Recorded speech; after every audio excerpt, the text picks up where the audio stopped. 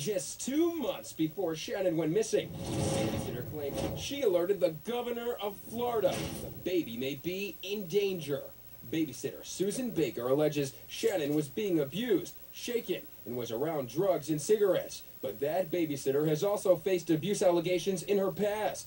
The story begins in Beaufort, South Carolina in March of 1987. 41-year-old James Arthur Baker and his wife Susan, also 41, reported their 3-year-old son Paul missing.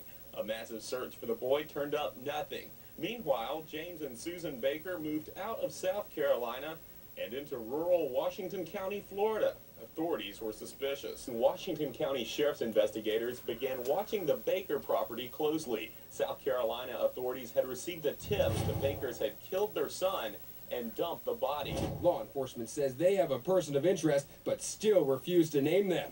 Where is 7-month-old baby Shannon? Straight out to I just got to pause this for a second because the reporter had said that Susan Baker was 41 at the time that the other child went missing back in 1987. That's not true. Susan Baker is about 50 now. So 22 years ago, she was not 41. WMBB. Allison, I understand as we go to air, police are searching a gray van in connection with little Shannon's disappearance. Who owns the van?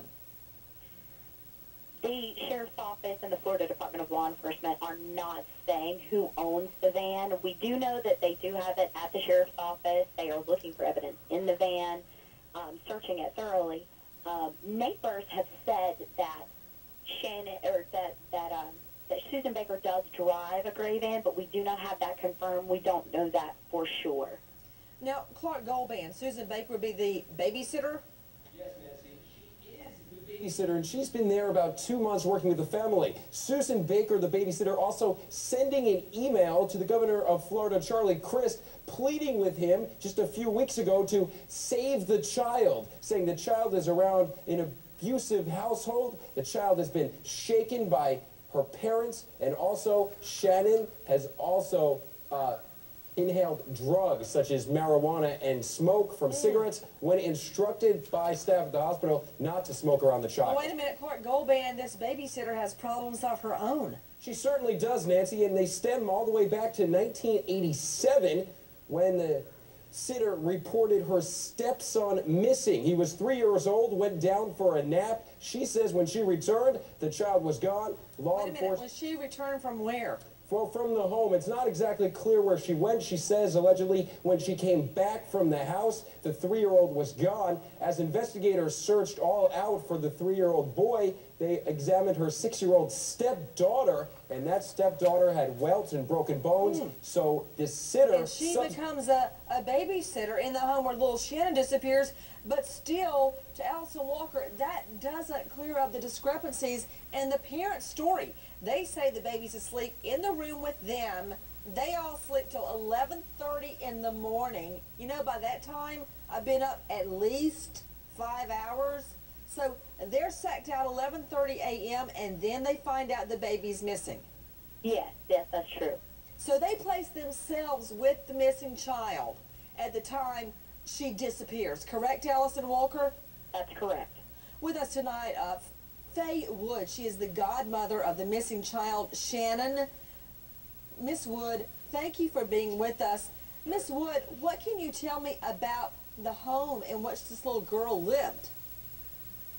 I met them. They lived right across the road from where we reside at. And I've been in the house several times without telling them I was coming. They did not have no notice. I would just walk in, tap on the door, open up the door, and I would go in. And the baby was always fine. They never abused that child. That baby was healthy, and where everybody's skin, the baby weighed 11 pounds. The baby was not no big 30-pound baby or anything, but she weighed more than 11 pounds. She was a preemie when she was born. Well, I know how that is because my daughter was born at 2 pounds. What can you tell me about possible marijuana and cigarette use around the baby? Now, they did smoke cigarettes, but the marijuana use, no ma'am. Okay, I hope that you're right about that. I mean, cigarettes are bad enough. They are a known contributor to sudden infant death syndrome, but marijuana is another animal altogether. Miss Wood, for the longest time, the parents' names were not even out there. They're not making any public pleas whatsoever. Why did they want to keep their names secret? The only thing I can figure is they're doing what the sheriff of Washington County asked them to do. Kirby Clements, Alan Ripka, this is a conundrum. You got the parents sacked out till 11:30 a.m. No baby sleeps till 11:30 a.m. No, all right? That's not a statistic. That's just what I know. And now you've got this babysitter coming onto the scene. She's had a problem with a missing child way back home from where she came from. Kirby, what about it? Well, first of all, I think the babysitter is suspect number one, because apparently whenever little children are around her, they go missing. And in this letter to the governor, who does that? She could call the sheriff. She could have called the children and family services. She writes a letter to the governor. There's something wrong with that babysitter, and there's something afoot with her. I think she's going to be your person. Alan Ripka, what about it? Right now, there are no named suspects. Go ahead, Ripka. Well, there's no named suspects because they have no evidence against the babysitter or evidence against either one of the parents. Well, you don't know that. Well, if they did, they would certainly be a person of interest or potentially a suspect. No, Alan. As a matter of fact, they may not want to name them yet. They may know exactly who they're looking at, but hoping they'll give them enough rope to hang themselves. I'm sure you've heard of that ploy before, Alan Ripka. Well, if you're thinking they want to follow either You the just parents... jump up and say they don't have any evidence. That's just a bald-faced statement right there. Well, Nancy, if you're thinking that the police are thinking the parents or the babysitter are going to lead them to the child, well, I hope that's the case, but there's been nothing said to lead us to that belief. You are seeing a shot of little Shannon. She's only 11 pounds, 2 feet tall. Everyone, on a happy note, as we go to break,